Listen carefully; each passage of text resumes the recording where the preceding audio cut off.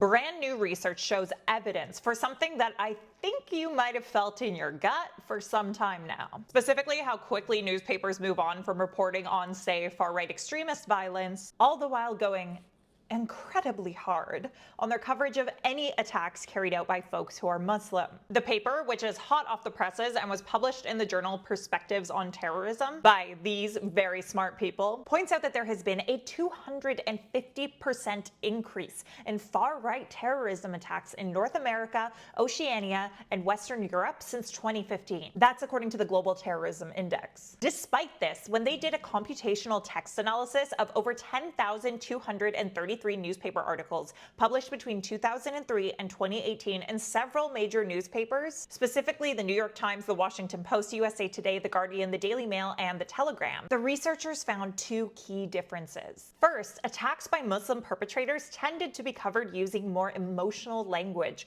which the authors warned could, quote, cultivate fear and stigmatization in Muslim communities. And second, those attacks garner, quote, greater sustained media attention over time compared to those committed by non-Muslims, which exhibit a sharper decline in coverage beyond the immediate aftermath. These findings, the researchers said, raise, quote, critical concerns about journalistic objectivity and the media's role in perpetuating prejudicial narratives. In turn, that could enable policies targeting Muslims while minimizing other security threats. Basically, this is the problem the researchers highlight: the media's tendency to go so much harder on stories about attacks perpetrated by Muslims, but move on quickly from other forms of extremist violence like that perpetrated by the far right. And this can shape public opinion, increasing negative stereotypes about Muslims and the marginalization of this minority group, while also making people miss the real threat of other forms of extremist violence, some of which, like far-right extremism, are demonstrably on the rise. To sum it up, as media, we need to get our shit together and stop doing this meme when we choose how to report on extremism issues. What do you think of all this?